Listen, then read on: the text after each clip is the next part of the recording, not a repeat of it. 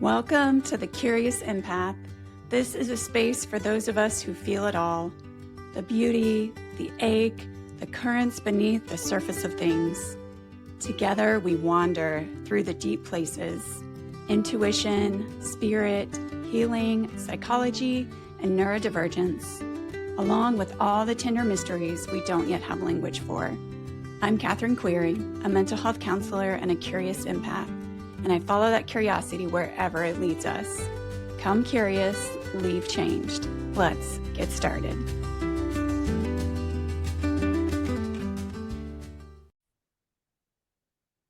Welcome to the Curious Empath. I'm your host, Catherine Queering, and today we have with us Cristine Hull, PhD. Let me tell you a little bit about Cristine, and then we'll welcome her and start a conversation. So with a master's degree in psychology, Cristine started her career there, and then she received her doctorate in natural medicine from Quantum University, directing her towards both vital body and quantum medicine to transform well-being. She is a founder of the internationally accredited Zero Point Meridian Technique, and she's empowered dozens of certified practitioners with evidence-based healing. Cristine also proudly offers innovative frequency formulas, a quantum solution that addresses a wide range of issues, from adrenal and neurochemical imbalances to spinal misalignment and seasonal allergies. Cristine has found that the most effective solutions to healing mental health conditions are based on a holistic model, and her approach includes the body, like brain chemistry, the mind, including thought patterns, emotions, and the spirit, including energy. She began exploring and receiving formal training in energy psychology in 2002. She now certifies others in the Zero Point Meridian Technique using her evidence-based version of emotional freedom technique. The integrative approach blends Western models with Eastern models to provide comprehensive therapy and effective healing. Thank you so much for being here, Cristine. I'm so excited to learn more about all these things. I'm excited to be here. I love the name of your podcast. I lived in my head most of my life. Even as a child, I was either in my head with fantasy or trying to figure things out. I did really well in school, but socially, I struggled a little. And later, I became a school psychologist. That was during the era that they were using the term Asperger's. I'm like, oh, that's what explains me. So that's kind of the opposite end of the spectrum, literally, with empaths kind of on the other end. It can be. It doesn't have to be. Something that I've learned in discovering my own autism, that I was part of the non-stereotypical highly empathic subtype. And then there's the less interoceptive, less introspective, less emotionally empathic, maybe cognitively empathic, but less emotionally empathic. Yeah. So that's interesting. So maybe that's what it is, the cognitive empath. I didn't realize that was a thing. Someone who lives in their head, obviously, that for me was an obstacle because I didn't connect well.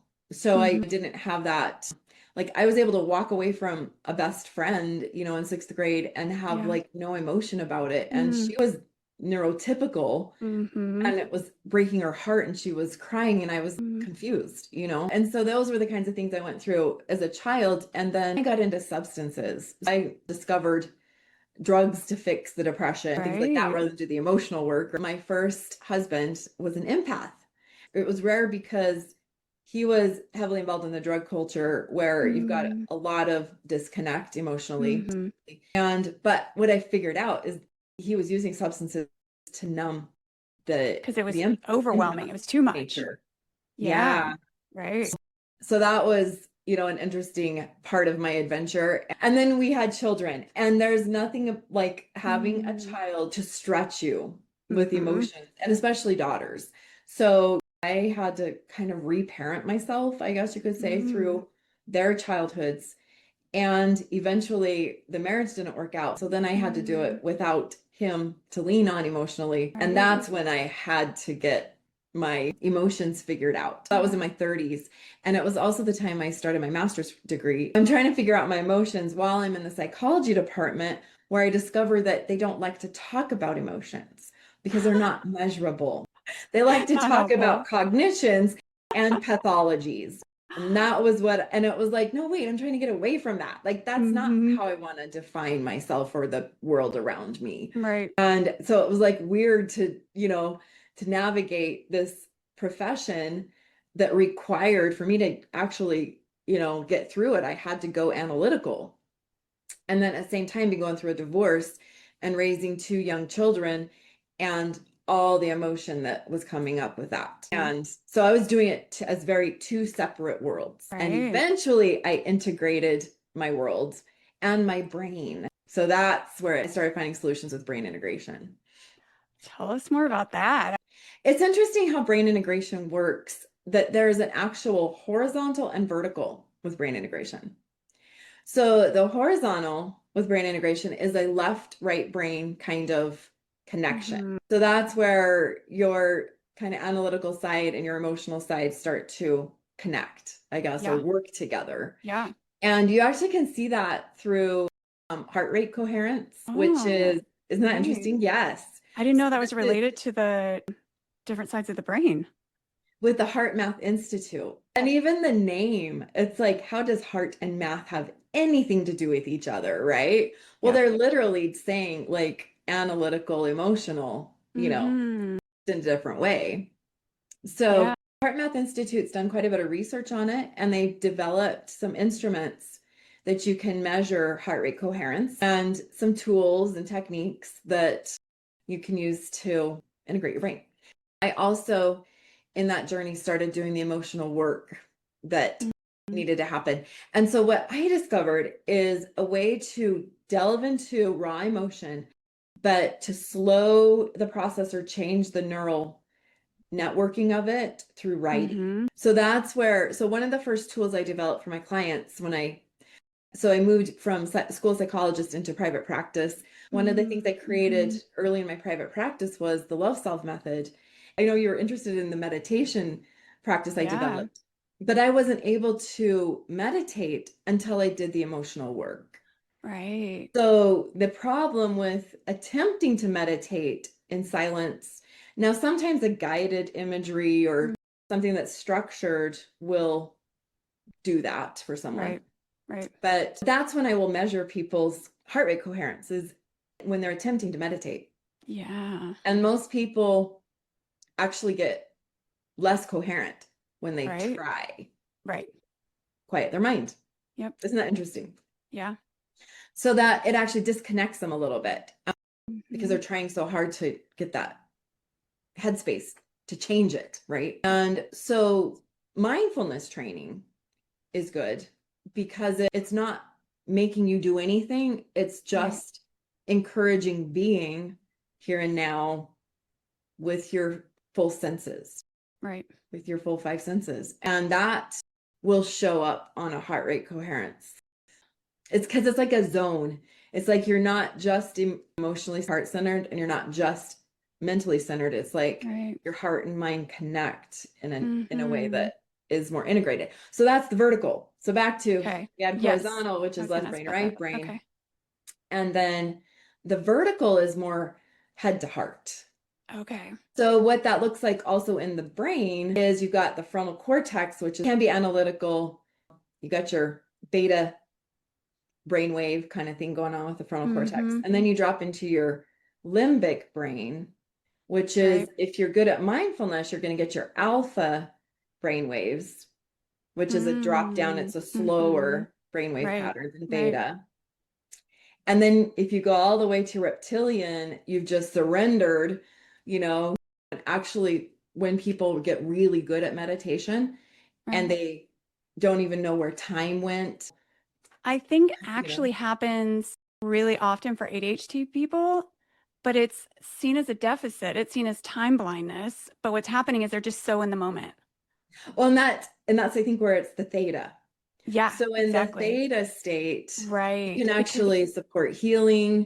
You're tapping into subconscious or even intuitive or creativity or something. In thought mode, like your dream, it's a dream state. The liminal state. Yeah, right between like dreams and waking, right? Yes. So something that I delved into a while back and found fascinating was that for ADHD folks, they're mostly in theta waves and a little bit in beta. And Asperger's or autism is an alpha and a gamma. Interesting. Isn't that interesting? So the connection and association making is in gamma, and then the just kind of being present is an alpha. Yeah, that's so fascinating. I think if we really harness our natural ways of being as neurodivergent people, it's often really positive. They're really gifts, they're skills, they're things that other people are trying to get to. And it's just figuring that out and harnessing it. Yeah. One thing I figured out is that for me to understand myself and some of my blocks Hmm. to empathy, say, or meditation, or tools that could help me to understand the four tendencies. So this is Gretchen Rubin's research. And the four tendencies are the questioner, how people respond to expectations. And so it's how they're, and think about everywhere in life that you have that expectations are there. So school is one, Right. like just growing up and what your parents expect. So any authority figure in your life or is Societal expectations. so you've got questioners who, as they, especially as we mature, as by an adolescence, I was like, wait, why are these the rules? And I was asking those Mhm. questions of my religion, which Yep. I mean, it's pretty common with, Oh, please. teenagers. So the upholder is the personality that likes expectations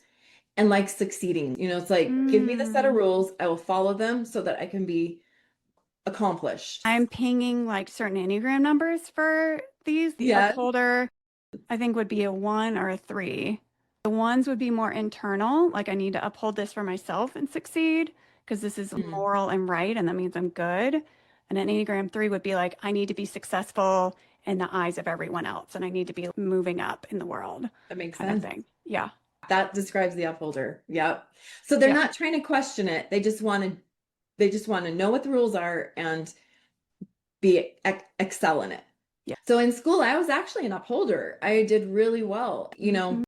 Tell me what to do, and I did it, and I got awards, and I was favorite of the teachers and success. Mhm. So, but then the problem was that there were certain areas of my life that I wasn't figuring it out. And for me, it was Mm. religious expectations. So that upholder thing got in the way. And so then I started questioning it. And so once I decided I wasn't going to do upholder anymore, this is what's interesting. And this is, I guess, not uncommon. I flipped all the way to rebel. So a third tendency Mm. on our list is rebel. And the rebel actually, I thought for a long time like they were unsuccessful in general because they Mhm. they didn't comply with social norms. I figured out it's the rebels that change things. Yeah. So I am now applying my rebel tendencies to the system. Just Mhm. like I realized, okay, if you can only address emotions when it's a pathology, that's a Mhm. problem. Let's change that. And that's the other thing that rebels want Right. to do is they want to make it better. Obliger is the one that I would say was the least of my four tendencies. The obliger doesn't really have an internal voice with the expectations. They defer everything to like, what do you want of me? And it's even hard for them to figure out why it's not working. It's like, Right. I did everything you asked me to do. Yeah. Why are you firing me? Yeah. Or what happened? Which leads us Mhm. back to the love solve method. I've got tricks with that one. Okay. Great. Please tell us about that next. So the obligers. Okay. So let's lead with that into this love solve method. So in these two different wells, I have the positive well and the negative well. And it's pretty simple. The negative well are four different negative emotions. And I think what happens is people don't realize all four arenas matter in your Mhm. processing. And so what she put at the very top of her model was anger. And that was at the top for, everybody. And what I've done with the negative well is I've said, look at these four areas and decide where they are for you. Mhm. Because obligers put anger at the bottom of the well. Right. Yep. And they got to dig down there to get to it. In fact, they Right. probably don't even know it's there sometimes, right? Yep. And so at the top of the well for an obliger is probably guilt. Guilt's a pretty common one. It's like Yeah. if you step on the toe of an obliger, they say, I'm sorry. Yeah. Even though you stepped on their toe, right? First thing out of their mouth, I'm sorry. Yep.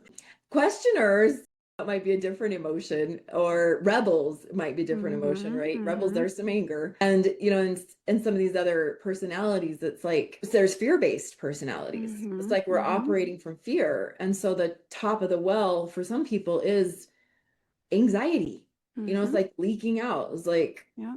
I can't say yes or no. I don't know what to do because I'm afraid you won't like me, but I don't really want to do it, so Right. very anxious. And sadness could be at the top for a lot of people. It's like they've just suppressed their emotions so much that they're just carrying around the heaviness of that. And they don't know how to start even moving it. Yeah. It's so interesting to think like, what are our go-to emotions and what are the ones that are so hard for us to feel? Yes. Bottom. Yep. So that's what I encourage anybody to do or watching this, to just take a piece of paper, draw out like what would look like a well with 4 sections, and figure out of those 4 emotions I mentioned. So there's anger, fear, sadness, and guilt, and look at what is overflowing. Because typically, like when you sit, and that's one of the reasons people don't meditate, because when you stop running from life, right, and you start feeling, a lot of times that's why we don't do it, because all of a sudden there's that emotion that we don't know what to do with it. Yeah. We don't like it. Yeah. And it's right there at the top. So that's usually easy for people to find. And then sometimes the one right under it, because what'll happen is if you just kind of ask yourself, all right, if I were to start digging up this emotion or dumping this emotion out of the well, what would be right underneath it? And that's also the reason we don't want to go in there, because what might be underneath it is sadness and pain, and we'll cry. But what might be right underneath is that's where the fear is. Right. And we're holding it together as long as we don't feel the fear. Right. Or it might be guilt. And it's like, I really don't want to have to apologize or think about how, the regret or the shame of that. So that's the trick. And then I ask people, what emotion of that list are you like, I don't even know when I last felt that, or that's like so uncommon for me. Right. And that's what's at your bottom. The trick is, if you can work all the way through and get all the way to the bottom, you can clean out the well. Yeah, that's you can get to the sediment and the density. Yes. And some people, it is anger. Yeah. And so it's not wrong to get angry. There's a way to get angry. Yeah. And typically where nobody can see you. So do you want to hear my trick? Yes. So you've heard of break rooms. You have little cubicles and stuff that you can actually smash, yes, right? Smash. Yep. Okay. It's so cool that those exist. Oh, I know. I recommend that to people all the time. So there's something about doing that physiologically and neurologically. Yes. That sends a message to your body that you have power, that you can defend yourself, that it changes your nervous system. Yep. I had been an obliger that 1 year of my life. I didn't get angry for a whole year. I was so proud of myself until I got sick. Right. Yeah. And your body said, you must get angry. Yes. And I started working with this practitioner, and she helped me see that I had to get angry. So, yeah. That's amazing. I work with a lot of people pleasers. So a couple of the things that I've done is I have a no button that I found at Target that goes like, no, I said no, stuff like this. So if you don't feel like you can vocalize it yet, you're like, oh, I bet I can press the button, right? And you can hear it coming. And then I also found Alison Davies is a singer. She does a bunch of stuff out of Australia. And one of the things she did was lullabies to your anger. And it was just so lovely that you're like, I can hold my anger. I can nourish my anger. I can tend to my anger. I can care for that part of me that's angry. And I can be okay with having the anger. And then I can find a way to express it once I feel safe enough. Isn't that cool? Oh, what that reminds me of too is Frozen. So Frozen came out right around the time of this. And I thought, isn't that awesome that Disney has even created a song to show people what it looks like to be angry, and that it's beautiful. Yes. Beautiful. I loved that. Yes. Yep. Yes. So great. What was your body doing or saying to you through an illness, and then what was underneath it? So I had gut issues, and I was eating on the run, and I was, just like a lot of that. Yep. And so my gut was finally saying no to me. That it had a no button. It's like, stop it. And so how it did that is it went into an allergic response with food. Wow. And as the condition was developing, I also found meditation. And I was actually working with a former Buddhist monk, which was an amazing part of my journey. I collapsed I think I was in a coma for about 3 hours. Oh, wow. And when I came to was when I committed to change my life and get out of fight and flight. Yeah. So tell And us more so about the things that helped you with that. Sounds like yeah, meditation. it was definitely Zero Point Meridian. So Oh, when okay. I didn't realize the name of what I developed, so I learned EFT, emotional freedom Mm-hmm. technique, years before this happened, and I'd been using it with my clients, but I developed something unique with it. I learned what quantum entrainment is, which is a tool developed by Dr. Frank Kinslow. He wrote a book called The Secret of Instant Healing. And so it was actually the secret of instant healing that helped me heal that condition. And it turned my life around. And so I started studying that. And that's what led me to develop quantum wholeness meditation, which I can't really get into all the, specifics of that, but just let you know, like that's kind of all the things that came together. And that's also when I enrolled in Quantum University. So all these things kind of came together at once. So I learned this quantum entrainment process, which works with the 0 point field. So the concept is that the 0 point field is the vacuum where all energy, negative or positive, is gone. So it's like this complete space of almost nothingness. And some people are triggered by nothingness. That's not a safe place for them. Right. I was triggered by that. So part of my fight flight was being able to settle into nothingness safely. Yeah. And that was part of working with the Buddhist monk and understanding Frank Kinslow's model or philosophies, and then just doing it and realizing, even though sometimes when I was in silence and I was meditating, my nervous system would be like, wait, what's going on? What do we need to do? Like, this can't be right, and to just tell it, no, we're actually okay. Right. We're actually going to make it through this. And as I would do that and apply some of these quantum principles and things, it would start the healing would happen on a deeper level, because it was, when we talk about that vertical, that was the reptilian brain saying, we're going to die. But there was no logic to it at all. It was just this programming that I had to be doing something for my survival or something, that complete and total stillness and nothingness wasn't safe. Yeah. And so it was basically training my reptilian brain and nervous system that stillness and silence would heal me. Yeah. Fascinating. And that's where, like, the questioner had to take a break, and the rebel had to take a break. All the expectations leave when you find that center. It's like an ego death. That's what it is. The ego is what was basically running reptilian brain. I have lots of good freebies, and I talk about the model I learned from Quantum University about our healing and the layers of us, and in that journey, the quantum layer of us. Great. That's good. So So is your website the best way for people to reach out and follow up with you? Yes, CristineHull.com, and there's no H in Cristine. So CristineHull.com.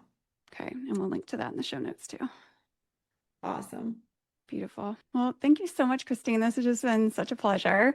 I appreciate you coming on the podcast so much. And listeners, thank you for tuning in. Please leave comments, reviews, and subscribe so you can hear us on the next episode of The Curious Empath. I'll see you there. Thank you for tuning in to this episode of The Curious Empath. I'm your host, Catherine Queering, and I'm so glad you are here. Please subscribe, leave a review, and share with a friend, and we'll see you again next time.